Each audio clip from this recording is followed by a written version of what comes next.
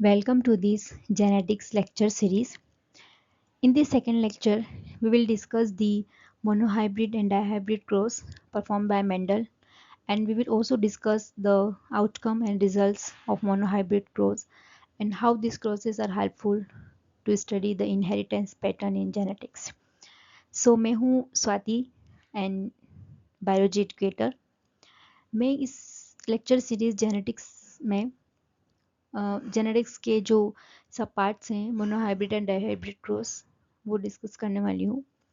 First genetic के lecture में हमने बेसिक जेनेटिक्स के words, terminology and basic concept को डिस्कस किया था. इस वीडियो में हम कुछ और बेसिक कॉन्सेप्ट के बारे में डिस्कस करेंगे जो कि नीट यूजी के पॉइंट ऑफ व्यू से एंड 12th के पॉइंट ऑफ व्यू से बहुत ही इंपॉर्टेंट है.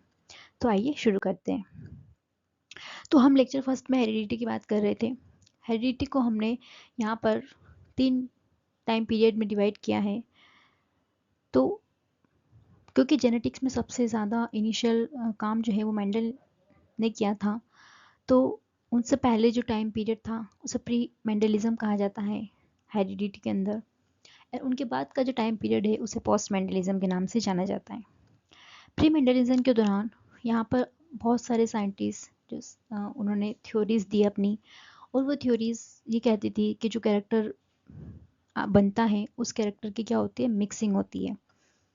मतलब ब्लेंडिंग इनहेरिटेंस के बारे में ये थ्योरीज बात करती थी, जिसे फर्दर इन थ्योरीज को रिजेक्ट कर दिया गया, या ये कह सकते हैं कि इन्हें एक्सेप्ट नहीं किया गया. नेक्स्ट आता है मेंडलिज्म की बात.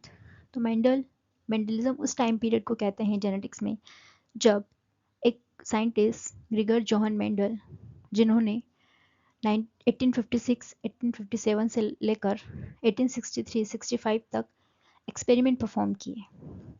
उन्होंने जेनेटिक्स में सबसे पहले एक्सपेरिमेंटली कुछ चीज़ को समझने की कोशिश करी, और उन्होंने ये हाइब्रिडाइजेशन एक्सपेरिमेंट पी प्लांट पर परफॉर्म किए, जिसे लेथायरस ओडोरेटस के नाम से जाना जाता है साइंटिफिकली पी प्लांट को. उन्होंने अपनी रिसर्च फाइंडिंग को, जो भी उन्हें रिसर्च से इस एक्सपेरिमेंट से डेटा मिले, उन्होंने 1866 में उन्हें पब्लिश करा annual proceeding of natural history society के अंदर, और अपने चैप्टर को नाम दिया एक्सपेरिमेंट ऑफ प्लांट हाइब्रिडाइजेशन.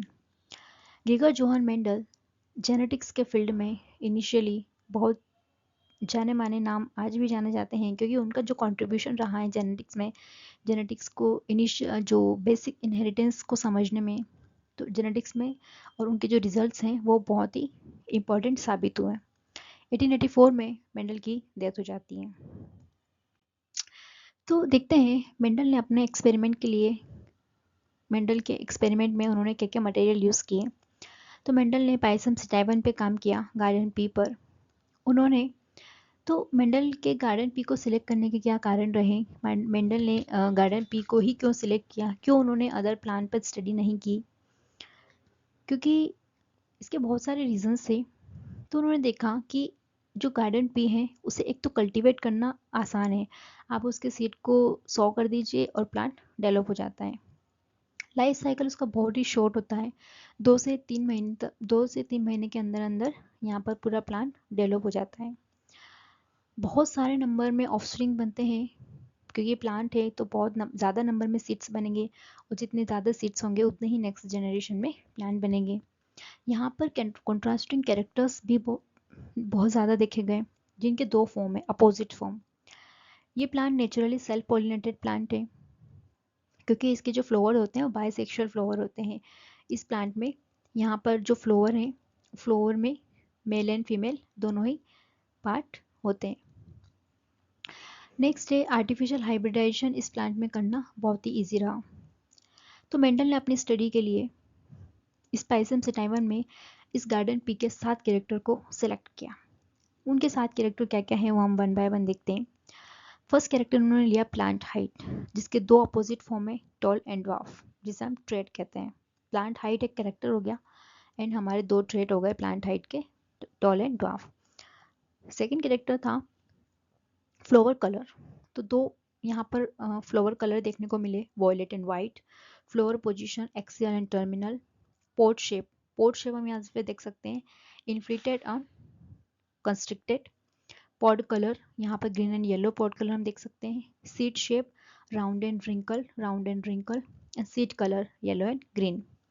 और यहाँ पे axial flower and terminal flower, long and short plant, tall and dwarf. So these are the 7 characters studied by Mendel in his experiment. तो मेंडल ने इन सातों कैरेक्टर को लिया और इनके पहले प्योर प्लांट बनाए और फिर इन पर स्टडी किया। तो मेंडल ने जो प्लांट लिया वो प्लांट डिप्लॉयड कंडीशन में, उसके अंदर 14 क्रोमोसोम प्रेजेंट होते हैं। ये फर्दर बाद में स्टडी से पता चला, ये पहले मेंडल को जब उन्होंने इनिशियल अपने एक्सपेरिमेंट किए तो उन्हें ये बात पता नहीं थी, लेकिन फर्दर जब जेनेटिक्स में रिसर्च हुई तब जाके ये चीज़ क्लियर हुई कि जिन पर वो स्टडी कर रहे थे उन सातों कैरेक्टर के जो जीन्स हैं वो 4 क्रोमोसोम पर प्रेजेंट हैं, और वो जो 4 क्रोमोसोम हैं वो हैं 4157। इन 4157 नंबर के क्रोमोसोम पर उनके सातों कैरेक्टर के जीन प्रेजेंट हैं। मेंडल ने अपने एक्सपेरिमेंट में कुछ टेक्निक यूज़ की। तो उनकी फर्स्ट टेक्निक थी सिलेक्शन ऑफ प्योर प्लांट, जहां उन्होंने 7 कैरेक्टर के पहले प्योर प्लांट्स बनाए, बहुत सारे प्लांट उन्होंने फील्ड में लगाए और फिर वहां से वो सिलेक्शन करते गए जब तक कि उन्हें प्योर प्लांट नहीं मिले। प्योर प्लांट का मतलब है कि क्या प्लांट को तब तक ग्रो किया जब तक उसमें जनरेशन ग्रो करने के बाद होमोजाइगस कंडीशन अचीव नहीं हुई। फिर उन्होंने इन प्योर प्लांट के साथ हाइब्रिडाइजेशन एक्सपेरिमेंट किए एंड देन फिर इन हाइब्रिड्स जो बने उसकी सेल्फिंग करवाई, कंटिन्यूस सेल्फिंग उन्होंने करवाई। और जब उन्होंने कंटिन्यूस सेल्फिंग करी और लगातार उन प्लांट का सिलेक्शन किया तब उन्हें 14 true breeding pure lines 7 character के लिए मिली, जिसे हर कैरेक्टर के लिए होमोजाइगस फॉर्म डेवलप हुआ और फिर उन्होंने फर्दर अपने एक्सपेरिमेंट परफॉर्म किए। तो मेंडल ने जो अपने एक्सपेरिमेंटल मेथड थी पी प्लांट पर, वो उन्होंने 2 मेथड्स जनरल यूज़ की। पहला था सेल्फ पॉलिनेशन, क्योंकि जो पी प्लांट है वो पी प्लांट का जो फ्लावर है जिन पर वो काम कर रहे थे वो फ्लावर है बाइसेक्सुअल फ्लावर। बाइसेक्सुअल फ्लावर का मतलब है कि एक ही फ्लावर पर मेल एंड फीमेल दोनों ही प्रेजेंट है। तो जब सेल्फिंग के दौरान क्या होता है, सेम फ्लावर में, यहाँ पर सेम फ्लावर है और इसी फ्लावर के पोलन ग्रेन इसी के स्टिग्मा पर जब गिरते हैं तो यहाँ पे सेल्फ पॉलिनेशन होता है। ठीक है, यहाँ पे सेल्फ पॉलिनेशन हम इसे कह सकते हैं। ठीक है, दूसरा उन्होंने देखा क्रॉस पॉलिनेशन। तो क्रॉस पॉलिनेशन में उन्होंने क्या किया कि फ्लावर 1, यहाँ पे फ्लावर 1 एंड ये फ्लावर 2, तो इन्होंने क्या करा, एक फ्लावर से पोलन ग्रेन को लिया और दूसरे फ्लावर के उन्होंने इस फ्लावर से यहाँ से स्टिग्मा रिमूव, जो क्या बोलते हैं एंथर है, एंथर को क्या कर दिया, रिमूव कर दिया। अब इस फ्लावर पे क्या बचे, सिर्फ स्टिग्मा बचे, और इस स्टिग्मा पर दूसरे फ्लावर से पोलन ग्रेन को ड्रॉप कर दिया। तो यहाँ पर जो प्रोजेनी बनेगी वो प्रोजेनी किसका रिजल्ट होगी, क्रॉस पोलिनेशन का रिजल्ट होगा, क्योंकि यहाँ पर 2 फ्लावर डिफरेंट फ्लावर को यूज़ किया गया है। ठीक है, डिफरेंट फ्लावर को यहाँ पे यूज़ किया गया है। तो मेंडल ने 2 टाइप की प्रोसेस करवाए अपने एक्सपेरिमेंट में और इन्हीं से अपने रिजल्ट को प्रूव किया। तो मेंडल ने जब प्योर प्लांट डेवलप किए उसके बाद उन्होंने जब प्योर प्लांट के हाइब्रिडाइजेशन एक्सपेरिमेंट कराया, उस टेक्निक को उन्होंने नाम दिया एमेंस्कुलेशन एंड बेगिंग टैगिंग टेक्निक। इस टेक्निक में क्या उन्होंने क्या करा, जो भी हमने टेक्निक पढ़ी पीछे वही क्या थी, एमेंस्कुलेशन टेक्निक थी, जहाँ पे उन्होंने एक फ्लावर के एंथर को रिमूव कर दिया, मेल रिप्रोडक्टिव पार्ट को रिमूव कर दिया, क्योंकि इसके फ्लावर जो है बायसेक्सुअल फ्लावर है। तो यहाँ पे मेच्योरिटी से पहले ही उन्होंने क्या कर दिया, सेल्फिंग को रोक दिया। अब क्या हो रहा, इस प्लांट को फ्लावर बनाने के लिए, इस प्लांट को सीड में कन्वर्ट होने के लिए, फ्रूट बनाने के लिए यहाँ पे दूसरे प्लांट के पोलन ग्रेन पर डिपेंड रहना पड़ेगा। तो उन्होंने क्या करा, यहाँ पर ये फीमेल प्लांट, ये मेल प्लांट, इस मेल प्लांट के जो पोलन ग्रेन है वो इस प्लांट पर ये डाल रहे हैं, क्योंकि यहाँ पे क्या हो चुका है, मेल को इन्होंने रिमूव कर दिया। अब इस फीमेल फ्लावर पर जब दूसरे फ्लावर के पोलन ग्रेन को डाला गया, उसके बाद उन्होंने क्या करा, इस फ्लावर को, ताकि कहीं दूसरे जगह से और पोलन ग्रेन ना आए, उसके लिए इन्होंने क्या करा, इसको एक प्लास्टिक बैग से फ्लावर को कवर कर दिया और इस पर एक टैग लगा दिया जिसपे इन्होंने मेंशन कर दिया कि मैंने इस प्लांट से पोलन इस पे डाले, सारे चीज़ इस पे मेंशन कर दिया, डेट वगैरह एक्सेट्रा। इसी को इन्होंने कहा आर्टिफिशियल क्रॉस पॉलिनेशन। यही प्रोसेस क्या कहलाती है? Artificial cross pollination. अब इन्होंने क्या करा, इस प्लांट को ग्रो होने दिया। यहाँ पे क्या होगा, इस फ्लावर से अब फर्टिलाइजेशन होने के बाद यहाँ पे फ्रूट बनेगा, और फ्रूट के अंदर क्या है? सीड्स। और ये सीड्स क्या है? अब हाइब्रिड सीड्स है। अब इन सीड्स को इन्होंने फिर बोया, और जब इससे प्लांट बना तो अब ये प्लांट F1 प्लांट्स कहलाया। ठीक है, F1 प्लांट्स, यहाँ पर इसको F1 का मतलब होता है फिलियल जनरेशन। ठीक है, फिलियल जनरेशन। F2 यहाँ पर फिलियल जनरेशन 2। ऐसे करके इन्होंने एक्सपेरिमेंट किया। अब जब F1 प्लांट इन्हें मिला तो इस F1 प्लांट की ही F1 प्लांट से सेल्फिंग करवाई। अब इन्होंने यहाँ पे क्रॉस पोलिनेशन नहीं करवाया, अब इस F1 को ग्रो करते गए और इन्होंने बहुत सारी जनरेशन तक इसे ग्रो किया। तो इन्होंने देखा कि इन्होंने परफॉर्म किए मोनोहाइब्रिड क्रॉस। तो actually monohybrid cross genetic point of view से बहुत इंपॉर्टेंट है, तो हम मोनोहाइब्रिड क्रॉस को थोड़ा डिटेल में समझेंगे। मोनोहाइब्रिड क्रॉस एक्चुअली में ऐसा क्रॉस है, एक फंडामेंटल क्रॉस है, जिसके अंदर यहाँ पर एक कैरेक्टर के जो इनहेरिटेंस है, मतलब एक कैरेक्टर का कैसे वन जनरेशन से नेक्स्ट जनरेशन में जाना, उसकी इनहेरिटेंस स्टडी को उन्होंने स्टडी किया, वही मोनोहाइब्रिड क्रॉस है। क्योंकि वो पहले ही 14 ट्रू ब्रीडिंग प्योर लाइन बना चुके थे, तो उसमें से उन्होंने पहले एक कैरेक्टर को सिलेक्ट किया, क्योंकि हमने देखा कि मेंडल के 7 कैरेक्टर में से एक कैरेक्टर प्लांट हाइट था, तो उन्होंने अपने फर्स्ट एक्सपेरिमेंट प्लांट हाइट पे ही देखा, क्योंकि उन्होंने सारे ही एक्सपेरिमेंट परफॉर्म किए, लेकिन फॉर एग्जाम्पल हम यहाँ पर एक एक्सपेरिमेंट से समझ लेंगे, ताकि रिजल्ट सभी एग्जाम्पल के सेम रहे हैं, तो यहाँ पर हम एक को लेकर समझ लेते हैं। तो उन्होंने प्लांट हाइट, यहाँ पर प्लांट हाइट का एक प्लांट हाइट के उन्होंने कैरेक्टर ले लिए टॉल एंड डॉफ, जो कि उनके पास इन दोनों का प्योर प्लांट था। ठीक है, homozygous dominant and homozygous recessive. In parents का जब इन्होंने क्रॉस करवाया तो इन्हें F1 में क्या मिला? हेटेरोजाइगस। हेटेरोजाइगस जनरेशन मिली, 100% हेटेरोजाइगस। और जो पेरेंट्स थे वो 100% होमोजाइगस थे, जिसमें दोनों सेम अलील थे। जब इन्होंने F1 की सेल्फिंग करवाई, यहाँ पर F1 की सेल्फिंग करवाई, ठीक है, तो इन्हें रिजल्ट्स मिला। फिनोटाइप में इन्हें 3/4 टॉल मिले, 3/4 टॉल मिले एंड 1/4 ड्वार्फ मिला। टॉल के लिए भी इन्हें 2 जीनोटाइप देखने को मिले, और ड्वार्फ के लिए इन्हें एक ही जीनोटाइप देखने को मिला। तो ये थी इनके F2 जनरेशन का रिजल्ट। तो फिनोटाइप रेशियो को अगर हम देखें मोनोहाइब्रिड क्रॉस में, तो वो है 3:1। इन्हें 2 फिनोटाइप देखने को मिले, क्योंकि फिनोटाइप तो प्लांट हाइट के लिए 2 ही है, टॉल एंड ड्वार्फ। तो अगर हम यहाँ पे ओवरऑल टॉल एंड ड्वार्फ का रेशियो देखें तो 3:1 देखने को मिलेगा। लेकिन हम अगर जीनोटाइप का रेशियो देखें, यहाँ पे देखिए ये जीनोटाइप अलग है, ये दोनों सेम है, और ये अलग है। तो यहाँ पे आउट ऑफ 4 1:1 के रेशियो में जीनोटाइप रेशियो देखने को मिलता है। ठीक है, ये मेंडल का मोनोहाइब्रिड कोर्स के रिजल्ट्स रहे हैं। जब उन्होंने अपने 14 ही ट्रू ब्रीडिंग लाइंस में एक्सपेरिमेंट परफॉर्म किए हर कैरेक्टर के लिए, तो उन्हें ये दोनों रेशियो सिमिलर देखने को मिलता है। तो यहाँ पे क्या हो रहा है, जो प्लांट हाइट के लिए जो कैरेक्टर हैं, ट्रेट हैं टॉल एंड ड्वार्फ, तो यहाँ पे जो ये मेल प्लांट है, ये भी एक टाइप का गैमेट बनाएगा, क्योंकि एक ही टाइप के अलील है, तो एक ही अलील जाएगा गैमेट के अंदर। यहाँ पे भी सेम एक ही अलील जाएगा, क्योंकि ये जो प्लांट है, पेरेंट्स हैं, वो 100% होमोजाइगस है एंड 0% यहाँ पर हेटेरोजाइगस है, क्योंकि दोनों ही सेम अलील को कैरी कर रहे हैं। जब F1 बना तो F1 में 100% हेटेरोजाइगोसिटी आई, 0% होमोजाइगस, सारे के सारे प्लांट हेटेरोजाइगस आए।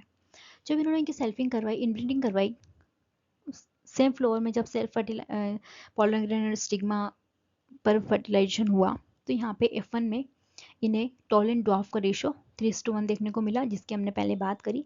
तो फिनोटिपिक रेशो में यहाँ पर 3:1 देखने को मिला, एंड जीनोटिपिक रेशो में 1:1 देखने को मिला। तो ओवरऑल यहाँ पर इन्हें F2 जनरेशन की बात करें, F2 जनरेशन की, तो F2 जनरेशन में टोल आउट ऑफ 4 यहाँ पे इन्हें 3/4 टोल देखने को मिले एंड ड्वार्फ 1/4 देखने को मिले। होमोजाइगस टोल को अगर हम देखें, these are the homozygous tall, तो ये 1/4 देखने को मिला, जो कि 25% है। हेटेरोजाइगस टोल 50% देखने को मिले, एंड होमोजाइगस ड्वार्फ 25% देखने को मिले। तो हम देख रहे हैं कि जो मेंडल ने क्रॉसेस किए, मोनोहाइब्रिड में, उनमें गैमेट्स बने, पेरेंट्स से गैमेट्स बने, फिर वो फर्टिलाइज हुए, फिर F1 जनरेशन, F2 जनरेशन। तो यहाँ पे एक साइंटिस्ट थे RC पुनेट, तो इन्होंने एक चेकरबोर्ड मेथड डेवलप किया जिसे पुनेट स्क्वायर के नाम से भी जाना जाता है। इस मेथड में क्या करते हैं कि यहाँ पे एक स्क्वायर फॉर्म में एक टेबल बनाते हैं, और वो टेबल क्या करती है, उस टेबल से हम इजीली जाइगोटिक कॉम्बिनेशन को फाइंड आउट कर सकते हैं ताकि कैलकुलेशन ईजी हो जाए हमारी। तो यहाँ पर टेबल के जो हॉरिजॉन्टल रो है उसमें मेल गैमेट्स को हम डिफाइन करेंगे, और वर्टिकल कॉलम में यहाँ पर फीमेल गैमेट्स को डिफाइन करेंगे, और हर स्क्वायर क्या होगा, एक जाइगोटिक कॉम्बिनेशन को रिप्रेजेंट करेगा। तो यहाँ पे हमने देखा जब कैपिटल टी कैपिटल के साथ कंबाइन होता है तो 1/4 में हमें होमोजाइगस डोमिनेंट देखने को मिलता है, एंड 2/4 रेशियो में हमें हेटरोजाइगस टॉल देखने को मिलते हैं, एंड 1/4 में हमें होमोजाइगस ड्वार्फ देखने को मिलते हैं, जो कि सेम ही रिजल्ट्स आ रहे हैं। ये एक इजी मेथड डिराइव किया, और यहाँ पे टोटल हमें 4, क्योंकि 4 स्क्वायर है, ईच स्क्वायर हमें एक जाइगोटिक कॉम्बिनेशन बता रहे हैं, तो यहाँ पे टोटल जब मोनोहाइब्रिड क्रॉस करते हैं तो टोटल 4 जाइगोटिक कॉम्बिनेशन देखने को मिलते हैं। मेंडल ने यहाँ पे कुछ मैथमेटिकल फॉर्मूला भी अप्लाई किए जिससे कि हम प्रिडिक्ट कर पाए कि होमोजाइगस डोमिनेंट की प्रोबेबिलिटी कितनी होगी एंड हेटरोजाइगस की कितनी होगी। इन्होंने बायनॉमियल एक्सपेंशन के फॉर्मूला को अप्लाई किया जिसको हम मैथमेटिकली इजीली जानते हैं, जहाँ पे 2 वेरिएबल होते हैं, और जब इन 2 वेरिएबल का सम करके जब स्क्वायर किया जाता है तो हमें कुछ ये फॉर्मूला जब एक्सपेंड होता है a² + b² + 2ab में, तो सेम यहाँ पर भी जो 2 एलिल है फॉर्म, तो इस फॉर्मूले को इन्होंने यहाँ पे भी अप्लाई किया। कैपिटल T + T का होल स्क्वायर जब किया तो capital T square plus small t square plus 2 capital T small t। तो जो कैपिटल T स्क्वायर है होमोजाइगस डोमिनेंट इंडिविजुअल को बताएगा, और जो स्मॉल t स्क्वायर है वो होमोजाइगस रिसेसिव इंडिविजुअल को डिफाइन करेगा, and 2 capital T small t heterozygous individual को बताएगा। तो हम यहाँ से इजीली कितने हमारे होमोजाइगस डोमिनेंट इंडिविजुअल हैं, कितने रिसेसिव हैं, कितने हेटरोजाइगस है, इजीली इस फॉर्मूला से फाइंड आउट कर सकते हैं। तो मेंडल ने क्या किया, यहाँ पर मेंडल को जब उन्होंने F1 से सेल्फ पॉलिनेशन करवाया, और जब उन्हें 3:1 का रेशियो मिला, फिनोटिपिक रेशियो, और जब उन्होंने क्या करा, टेस्ट क्रॉस करा। टेस्ट क्रॉस का मतलब होता है कि F1 का अपने रिसेसिव पेरेंट्स के साथ क्रॉस, रिसेसिव पेरेंट्स का क्रॉस यहाँ पर क्या होगा, स्मॉल t के साथ। तो अगर हम सीड कलर की बात करें, seed colour yellow and green हमारे 2 कलर हैं, तो F1 जब येलो आ रहा है और ये ग्रीन क्या है, रिसेसिव पेरेंट है, तो इसका जब इन्होंने क्रॉस करवाया तो इन्हें रेशियो मिलता है 1:1, जो कि एक टेस्ट क्रॉस का रिजल्ट है। तो जब इन्होंने सेल्फिंग करवाई F1 की, और जब F1 का अपने ही रिसेसिव पेरेंट के साथ क्रॉस करवाया तो इन्हें थोड़ा सा रिजल्ट डिफरेंट देखने को मिले। जहाँ पर रेशियो 3:1 आ रहा था, वहाँ पर रेशियो 50-50% आ रहा है। तो all 1:1, 3:1 and 1:1 genetic ratio are diagnostic of single gene inheritance and are based on equal segregation in a heterozygote। तो इन रेशियो का आने का मतलब है कि जब सिंगल जीन का इनहेरिटेंस होता है तो ये रेशियो हमें बताता है कि जब गैमेट बने होंगे तो हमारे जो एलील है वो इक्वली क्या हुए, सेग्रीगेट हुए हैं, और फिर जब हेटरोजाइगस जो नेक्स्ट जनरेशन में ये रैंडमली कंबाइंड हुए हैं। तो मोनो हाइब्रिड का क्रॉस का जब हम ऑब्जर्वेशन देखते हैं, तो जब पेरेंट्स को हम देखें तो पेरेंट्स में 0% हेटरोजाइगोसिटी थी, एंड हमारे पेरेंट्स क्या थे, 100% होमोजाइगस थे, क्योंकि प्योर प्लांट थे। मैं यहाँ पे लिख भी देती हूँ, ये हमारे प्योर प्लांट्स थे, ठीक है, जिसको हमने पेरेंट्स की तरह लिया। जब हम F1 को देखें, क्योंकि हमने पेरेंट्स से जब F1 बना तो क्रॉस पॉलिनेशन के थ्रू बना, जहाँ पे हमने बैगिंग टैगिंग टेक्निक यूज़ की थी थ्रू इमेंस्कुलेशन। F1 में हमें 100% हेटरोजाइगस मिले, लेकिन होमोजाइगस 0% मिले। जब लगातार सेल्फिंग करते गए F2 generation, F3 generation, F4 generation, तो हेटरोजाइगोसिटी का परसेंटेज डिक्रीज होता गया एंड होमोजाइगोसिटी लगातार बढ़ती गई, ठीक है। ये जब कंटिन्यूस लगातार हम जो सेल्फिंग कराते जा रहे हैं तो क्या होता है, रिसेसिव अलील का परसेंटेज बढ़ता चला जाता है, और जो डोमिनेंट अलील है वो कम होते जाते हैं। All 1:1, 3:1 and 1:1 genetic ratio of diagnostic of single gene inheritance and are based on equal segregation in a heterozygous. इसकी हम पहले बात कर चुके हैं। तो मोनोहाइब्रिड क्रॉस के कंक्लूजन की बात करते हैं कि जो क्रॉस मेंडल ने परफॉर्म किया मोनोहाइब्रिड क्रॉस के, उनका कंक्लूजन क्या है। तो उन्होंने कुछ प्रिंसिपल इन क्रॉस के रिजल्ट के अकॉर्डिंग बनाए जो कि इन क्रॉसेस के रिजल्ट को डिफाइन करेंगे। पहला उनका प्रिंसिपल था प्रिंसिपल ऑफ पेयर्ड फैक्टर। तो उन्होंने कहा कि जो लिविंग ऑर्गेनिज्म है उनके हर कैरेक्टर के लिए कोई ना कोई एक डिस्क्रीट यूनिट होती है, एक डिस्क्रीट यूनिट उस कैरेक्टर को रेगुलेट कर रही होती है और उसी डिस्क्रीट यूनिट को क्या कहा गया, फैक्टर कहा गया। हर ऑर्गेनिज्म के पास एक फैक्टर का पेयर होता है हर कैरेक्टर के लिए, जो एक मदर साइड से आता है और एक फादर साइड से आता है। दूसरे प्रिंसिपल में उन्होंने बात करी प्रिंसिपल ऑफ डोमिनेंस की। जब दो प्योर प्लांट को कंट्रास्टिंग फॉर्म ऑफ कैरेक्टर के साथ जब क्रॉस कराया गया तो उन्होंने कहा कि जो F1 जनरेशन में जो हमें दिख रहा है वो डोमिनेंट फॉर्म कहलाएगा और जो अपीयर नहीं हो रहा है वो रिसेसिव फॉर्म कहलाएगा। इसके यहाँ पे कुछ एक्सेप्शन भी हैं, इनकम्प्लीट डोमिनेंस एंड कोडोमिनेंस। तीसरा लॉ था यहाँ पर मोनोहाइब्रिड क्रॉस के रिजल्ट्स में लॉ ऑफ सेग्रीगेशन। तो उन्होंने कहा कि जो गेमेट बनेंगे, उन्होंने प्योरिटी ऑफ गेमेट्स की बात करी। तो उन्होंने कहा कि फैक्टर का जो भी पेयर है हर ऑर्गेनिज्म में प्रेजेंट होता है वो कभी भी कंटामिनेंट नहीं होता है, मतलब वहाँ पर कोई मिक्सिंग नहीं होती है। गेमेट्स के अंदर जब भी अलील जाते हैं तो वो क्या होते हैं, इंडिपेंडेंटली सेपरेट होते हैं, ठीक है, एक दूसरे पर उनकी कोई डिपेंडेंसी नहीं होती है और मिक्सअप नहीं होते हैं, ठीक है, ये बात उन्होंने कही। तो ये तीनों जो कंक्लूजन निकाले गए मोनोहाइब्रिड कोर्स से, ये जेनेटिक्स के बेसिक प्रिंसिपल्स हैं जो कि बहुत ही इंपॉर्टेंट है। फिर उन्होंने कहा कि गेमेट जो होते हैं वो हमेशा होते क्या होते हैं, प्योर होते हैं। प्योर का मतलब है यहाँ पे हर जीन का क्या होगा, एक ही अलील प्रेजेंट होगा, ठीक है। फिर उन्होंने कहा segregation is the independent separation of allelic gene in gamete formation, कि जब भी गैमेट बनते हैं रिप्रोडक्टिव ऑर्गन में, जब भी गैमेट का फॉर्मेशन होता है तो जो हर जीन के दो अलील यहाँ पे होंगे, ठीक है, जब गैमेट बनेगा तो ये दोनों सेपरेट होंगे तो इनमें यहाँ पे क्या होगा, दोनों इंडिपेंडेंटली सेपरेट होते हैं, यहाँ पे कोई भी किसी भी प्रकार की मिक्सिंग नहीं होती है, जिसे उन्होंने सेग्रीगेशन कहा। अलीलिक जीन ये वर्ड यहाँ पे बहुत ही इंपॉर्टेंट है। F2 जनरेशन में क्या हो रहा है, क्योंकि F1 में हमें क्या मिला, 100% हेटरोजाइगस मिला, 100% हेटरोजाइगस मिला, और होमोजाइगस यहाँ पे हमें नहीं मिला, 0% होमोजाइगस। तो होमोजाइगस एक्चुअली होमोजाइगस रिसेसिव कहाँ गए, तो हमें F1 में तो नहीं दिखे।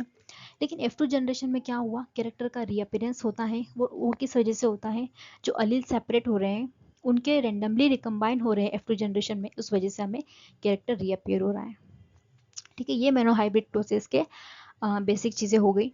अब यहाँ पे एक और कॉन्सेप्ट आता है गैमेट फॉर्मेशन का। तो गैमेट फॉर्मेशन में क्या होता है कि एक फॉर्मूला यहाँ पर निकल के आता है 2n। ये फॉर्मूला हमें बताएगा कि कितने गैमेट्स पॉसिबल बन पाते हैं। n यहाँ पे बताएगा नंबर ऑफ हेटरोजाइगस कंडीशन को। फॉर एग्जांपल मैं यहाँ बताती हूँ कि जब हमारे पास एक इंडिविजुअल है, मान लो उसके पास दो जीन है जिसके दो अलील हैं, यहाँ पर सेम अलील है लेकिन यहाँ पर डिफरेंट अलील है, तो n क्या होगा, जो डिफरेंट कॉम्बिनेशन होगा हेटरोजाइगस कंडीशन का उसे ही कंसिडर किया गया। तो यहाँ पे काउंट कर लीजिए n कितना है 1, 2 लगाइए 2 आएगा, मतलब यहाँ पे 2 गैमेट बनेंगे। अब 2 गैमेट कैसे बनेंगे, a जो है क्योंकि a सेम है तो गैमेट में एक ही जाएगा एट अ टाइम, तो a b के साथ भी जा सकता है और स्मॉल b के साथ भी जा सकता है, तो यहाँ पे 2 गैमेट बनते हैं। ऐसे ही सेकेंड पॉइंट में देखें तो यहाँ पे 3 कंडीशन हेटरोजाइगस की हमें मिल रही है। तो n इज 3, 2 इज 8, तो यहाँ पे टोटल 8 कॉम्बिनेशंस बनेंगे। थर्ड में देखें तो यहाँ पे एक अलील जाएगा, यहाँ पे एक अलील जाएगा, लेकिन यहाँ पे दोनों जाएंगे क्योंकि हेटरोजाइगस है। 2 लगा दीजिए क्योंकि यही हेटरोजाइगस है, तो 2 करेंगे तो 2। This is how it is happening. A के साथ बी और सी दोनों के साथ जा सकता है, तो 2 गैमेट बन जाएंगे, इजी। यहाँ पे हम देखते हैं कि इनब्रीडिंग किसे कहते हैं, कुछ टर्मिनोलॉजी है जिसे हमें क्लियर करना जरूरी है। तो इनब्रीडिंग को अगर हम देखें तो इनब्रीडिंग क्या है, क्लोजली रिलेटेड मेंबर्स, एक ही स्पीशीज के जब बहुत क्लोजली रिलेटेड मेंबर में ब्रीडिंग होती है तो उससे क्या होता है, होमोजाइगोसिटी बढ़ती जाती है ऑफस्प्रिंग के अंदर, और इस वजह से क्या होता है, उसके अंदर रिसेसिव कैरेक्टर के चांसेस अपीयर हो जाते हैं, मतलब रिसेसिव कैरेक्टर के अपीयरेंस के चांसेस बहुत ज़्यादा बढ़ जाते हैं, जिससे यहाँ पे डिजीज के चांसेस भी बहुत ज़्यादा बढ़ जाते हैं। आउटब्रीडिंग क्या होता है? आउटब्रीडिंग ऐसा कॉन्सेप्ट है जिसमें एक ही स्पीशीज में जब दूर दूर के मेंबर में ब्रीडिंग कराई जाती है तो वहाँ पर हेटेरोजाइगोसिटी बढ़ती है ऑफस्प्रिंग में, और ये हेल्प करती है हमें बेटर सर्वाइवल में, क्योंकि यहाँ पे ऑफस्प्रिंग में क्या होगा, आउटब्रीडिंग की वजह से हमें सुपीरियर कैरेक्टर देखने को मिलेगा जो कि ऑफस्प्रिंग को हेल्प करेगा। हाइब्रिड विगर क्या होता है? हाइब्रिड विगर को हेटेरोसिस भी बोलते हैं। तो यहाँ पे हाइब्रिड की सुपेरिटी उनके पेरेंट्स से अच्छी होना, ये हाइब्रिड विगर कहलाता है। कि जब पेरेंट्स से उनकी जो ऑफस्प्रिंग हो वो ज़्यादा सुपीरियर हो तो हाइब्रिड विगर होता है। और आउटब्रीडिंग की वजह से, आउटब्रीडिंग के द्वारा इसे मेंटेन और इंक्रीज किया जा सकता है, क्योंकि आउटब्रीडिंग एक सेक्सुअल रिप्रोडक्शन का ही पार्ट है। इनब्रीडिंग डिप्रेशन किसे कहेंगे? तो इनब्रीडिंग डिप्रेशन में क्या होता है कि हाइब्रिड विगर का कम होना है इनब्रीडिंग डिप्रेशन कहलाता है। और ये किस वजह से हो रहा है? जब हम लगातार इनब्रीडिंग सेल्फिंग करवाते जाते हैं तो यहाँ पर हेटेरोजाइगोसिटी डिक्रीज होते हुए मिलती है, जिसे इनब्रीडिंग डिप्रेशन कहते हैं। क्रॉस पॉलिनेटेड प्लांट के अंदर इनब्रीडिंग डिप्रेशन देखने को मिलता है, क्योंकि वहाँ पर जब हम लगातार इनब्रीडिंग करवाते हैं तो वहाँ पर होमोजाइगोसिटी बढ़ती हुई दिखती है, जिससे इंटेंशनल ब्रीडिंग के द्वारा हम सेल्फिंग के द्वारा करवाते हैं क्रॉस पॉलिनेटेड प्लांट में।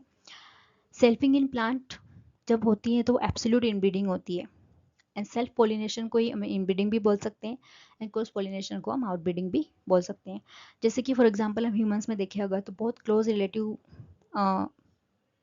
क्लोज रिलेटिव मेंबर्स में जब शादी होती है, कंसाइजनस मैरिज होती है, तो यहाँ पे क्या होता है, इनब्रीडिंग होती है इनडायरेक्टली। तो इनब्रीडिंग में होता है होमोजाइगोसिटी बढ़ती जाती है, और होमोजाइगोसिटी बढ़ने की वजह से रिसेसिव कैरेक्टर का डिपोजिशन होता जाता है और डिजीज बढ़ने के चांस यहाँ पे होते जाते हैं। नेक्स्ट अगर हम देखें तो अनदर क्रॉस जो कि है डायहाइब्रिड क्रॉस।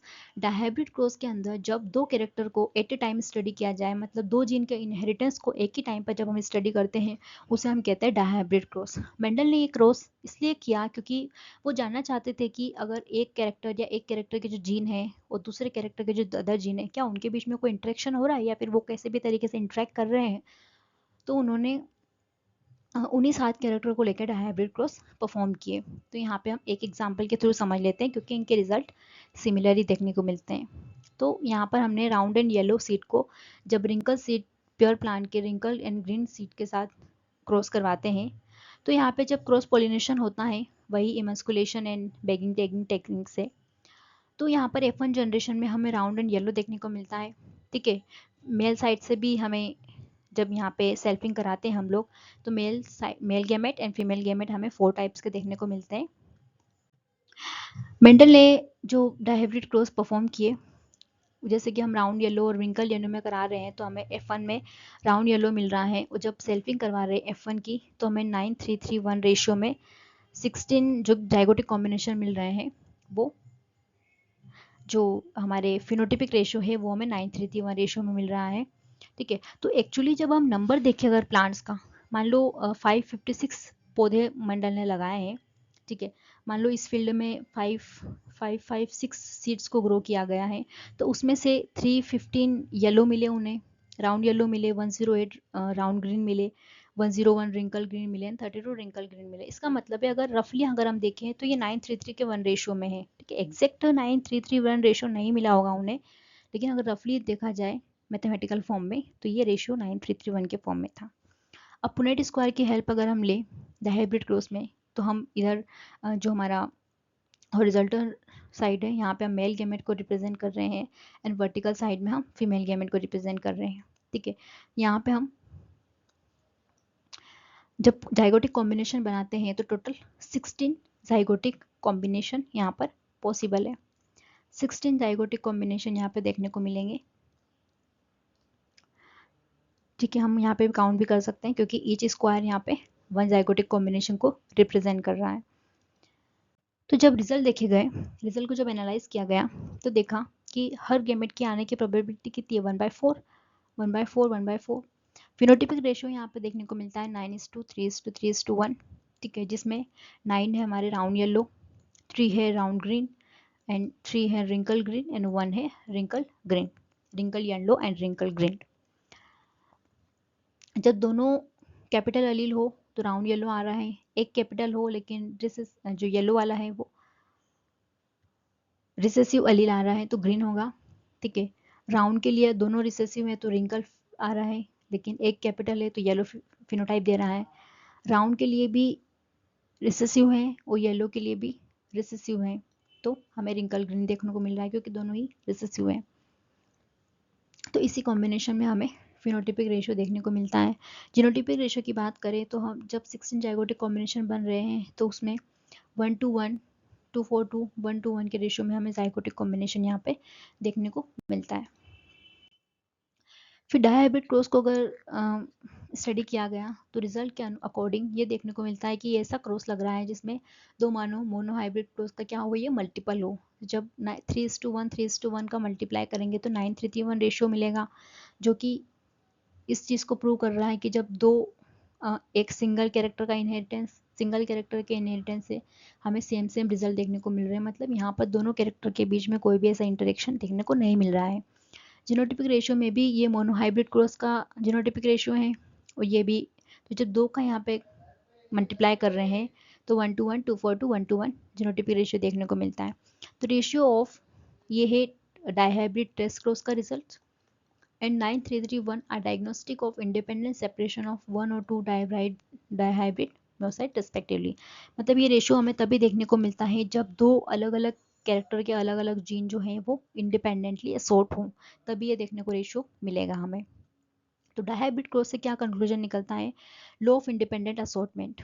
उन्होंने कहा कि हर कैरेक्टर जो है वो इंडिपेंडेंटली असोर्ट होगा, उनका कोई भी यहाँ पर मिक्सिंग देखने को नहीं मिलता है और मोनोहाइब्रिड पैटर्न में ये इनहेरिट होते हैं। जीन इनके लिए प्रेजेंट होगा और जीन कहाँ होगा? होमोलोगस सेपरेट होमोलोगस क्रोमोसोम पर प्रेजेंट होंगे। असोर्टमेंट नॉन एलिलिक जीन के बीच में प्रेजेंट होगा जो कि separate homologous pair of chromosome पर प्रेजेंट होंगे। लिंकेज एक अनदर कॉन्सेप्ट है, तो उन्होंने बताया कि लिंकेज जो है वो नॉन एलिलिक जीन के बीच का इंटरेक्शन होता है, ठीक है, जो कि सेम क्रोमोसोम पे प्रेजेंट हो।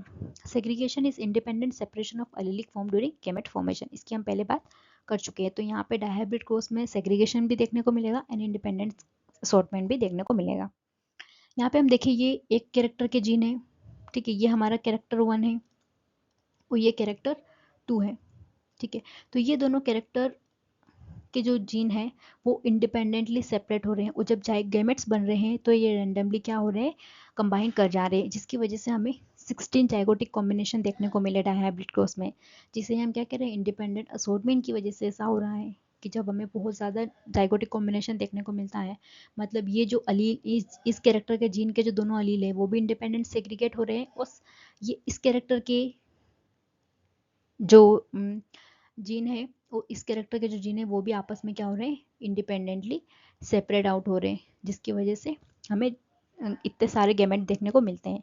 फिर यहाँ पे कुछ फॉर्मूला आते हैं, सेल्फिंग के केस में हम इन फॉर्मूला को यूज़ कर सकते हैं। टाइप ऑफ गैमेट निकालना हो तो 2n, n यहाँ पर क्या है, हेटेरोजाइगस कंडीशन। जीनोटाइप अगर हमें निकालना है, टाइप ऑफ जीनोटाइप, तो 3n हम फॉर्मूला लगा सकते हैं। टाइप ऑफ फिनोटाइप के लिए 2n, and total possible zygotic combination के लिए 4n, n is number of heterozygous condition. Next हम देखते हैं यहाँ पर कुछ स्पेशल टाइप के क्रॉसेस की बात करते हैं, जैसे कि back cross and reciprocal cross, यहाँ पर स्पेशल टाइप के क्रॉस है सेल्फिंग एंड क्रॉस पॉलिनेशन के द्वारा अलावा। तो बैक क्रॉस में हम देखते हैं कि जब F1 जनरेशन का किसी हम अपने ही पेरेंट्स के साथ जब क्रॉस करवाते हैं तो बैक क्रॉस कहलाता है, ठीक है, डेफिनेशन ये दी हुई है। तो बैक क्रॉस है वो 2 टाइप का होता है, 2 टाइप का, पहला है आउट क्रॉस, दूसरा है टेस्ट क्रॉस। तो अगर हम देखें बैक आउट क्रॉस के अंदर, तो जब F1 का अपने ही होमोजाइगस डोमिनेंट पेरेंट्स के साथ जब क्रॉस कराया जाता है तो यहाँ पर 100% टॉल फिनोटाइप देखने को मिलता है, ठीक है। यहाँ पे ड्वार्फ देखने को ही नहीं मिलेगा, 50% जीनोटिपिक रेशियो यहाँ पे 1:1 में टॉल फिनोटाइप देखने को मिलता है। लेकिन इस क्रॉस का इतना कोई यूज़ नहीं है क्योंकि फिनोटाइप में हमें सारे ही टॉल दिख रहे हैं, तो हम उससे पता नहीं कर सकते ना कि इतना हेल्पफुल नहीं है ये, क्योंकि सारे ही टॉल मिल रहे हैं, ड्वार्फ हमें दिख ही नहीं रहा, तो हम इसे कहाँ यूज़ करेंगे। लेकिन जो टेस्ट क्रॉस है, टेस्ट क्रॉस में हम जब F1 जनरेशन का अपने ही रिसेसिव होमोजाइगस रिसेसिव पेरेंट के साथ क्रॉस करते हैं, ये देखिए F1 था हमारा कैपिटल टी स्मॉल टी, जब इसका हमने अपने ही रिसेसिव पेरेंट्स के साथ क्रॉस करवाया तो 50% टॉल देखने को मिले, 50% ड्वार्फ देखने को मिले, 1:1, ठीक है। अब ये क्रॉस हमें जब 50% हमें टॉल एंड ड्वार्फ मिल रहे हैं तो हम ये कह सकते हैं कि जो हमारा पेरेंट्स है वो होमोजाइगस रहा होगा, जो F1 है वो हेटेरोजाइगस रहा होगा। तो इस क्रॉस की वजह से हम क्या कर सकते हैं, ऑर्गेनिज्म के जीनोटाइप को पता कर सकते हैं कि कैरेक्टर डोमिनेंट फॉर्म में, रिसेसिव फॉर्म में। इस क्रॉस को हम गेमेट जो बन रहे हैं ऑर्गेनिज्म के अंदर F1 ऑर्गेनिज्म के द्वारा उसको भी फाइंड आउट करने में यूज़ कर सकते हैं। डायहाइब्रिड क्रॉस के लिए भी टेस्ट क्रॉस परफॉर्म किया गया और phenotypic ratio and genotypic ratio वहाँ पर भी 25% देखने को मिला, मतलब 1:1:1 1:1:1 जो कि बता रहा है कि यहाँ पर टॉल एंड ड्वार्फ जो राउंड एंड येलो फिनोटाइप रहा होगा, राउंड एंड रिंकल्ड या राउंड एंड ग्रीन जो भी हमारे फिनोटाइप रहे हैं वो 25% फॉर्म में आए, जो कि हमें टेस्ट क्रॉस का रिजल्ट बताता है। रेसिप्रोकल क्रॉस की बात करें तो हमने जहाँ पे टॉल हमने मेल लिया था और डॉफ हमने फीमेल लिया था, वहाँ पर F1 में हमें कैपिटल टी स्मॉल टी मिलता है, 3:1 रेशो F2 में देखने को मिलता है। लेकिन जब पेरेंट को रिवर्स कर दिया जाए, डॉफ को मेल ले लिया जाए और डॉल था उसको फीमेल ले लिया जाए, तो रेशो हमें सेम मिलता है। मतलब मेंडल ने कहा कि जब हम रेसिप्रोकल क्रॉस परफॉर्म करते हैं तो रिजल्ट सिमिलर देखने को मिलते हैं। मतलब ये रेसिप्रोकल क्रॉस हमें हेल्प कर सकता है फाइंड आउट करने में कि कैरेक्टर के इनहेरिटेंस में पेरेंटल सेक्स का तो कोई रोल नहीं है, अगर मेल क्रोमोसोम का भी या मेल सेक्स का भी कोई इन्फ्लुएंस दिखता हो। यहाँ पे एक्सेप्शन भी देखने को मिलते हैं, साइटोप्लाज्मिक इनहेरिटेंस, जहाँ पर मदर साइड से ही कैरेक्टर इनहेरिट होता है। ग्रोगर जोहर मेंडल की एक्सपेरिमेंट के सक्सेस के यहाँ पे कुछ रीजंस मेनली निकल के आते हैं। पहला रीज़न तो ये है कि उन्होंने प्योर प्लांट को यूज़ किया, इसकी वजह से उन्हें इजीली सिलेक्शन करने में हेल्प मिली प्लांट के। जब उन्होंने F1 परफॉर्म प्लांट को देखा, F2 के रिजल्ट्स को देखा, तो उन्हें इजी सिलेक्शन में हेल्प मिली।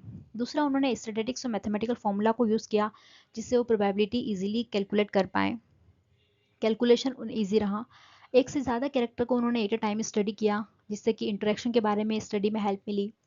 प्योर प्लांट को उन्होंने प्रोसेस में यूज़ किया। उसके बाद उन्होंने बहुत सारे कैरेक्टर क्वालिटेटिव कैरेक्टर के लिए लार्ज स्केल में एनालाइज किया। मतलब ऐसा नहीं कि उन्होंने कुछ 3 to 4 प्लांट्स को ग्रो कर लिया एंड फिर रिजल्ट बताए, ऐसा नहीं। उन्होंने बहुत सारे प्लांट लगाए, मतलब थाउजेंड्स ऑफ प्लांट्स ग्रो किए, जिसकी वजह से रिजल्ट्स, क्योंकि जब सैंपल साइज हमारा बहुत ज़्यादा होता है तो रिजल्ट की एक्यूरेसी बढ़ जाती है। सैंपल साइज जितना कम होता है एक्सपेरिमेंट में, सैंपल साइज जितना कम होगा एक्यूरेसी उतनी ही कम देखने को मिलेगी। लेकिन यहाँ पे सैंपल साइज जितना बड़ा हो जाएगा एक्यूरेसी भी रिजल्ट्स की बढ़ती चली जाएगी। तो यही सब monohybrid cross and dihybrid cross Mendel के रिजल्ट्स रहे हैं जो मैंने पूरे एक्सप्लेन किए हैं। एग्जाम पॉइंट ऑफ व्यू से बहुत इंपॉर्टेंट है और बेसिक कॉन्सेप्ट को समझना जेनेटिक्स में फर्दर एक जो कॉन्सेप्ट हैं आगे पूरी जेनेटिक्स में थ्रू आउट जब हम पढ़ेंगे तो ये बेसिक कॉन्सेप्ट को समझना बहुत इंपॉर्टेंट है।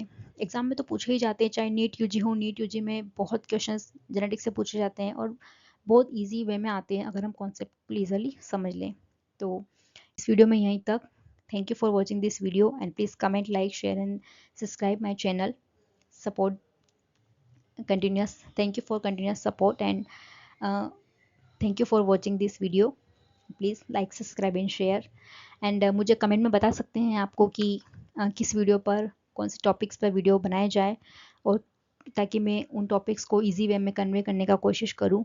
So thank you for watching this video.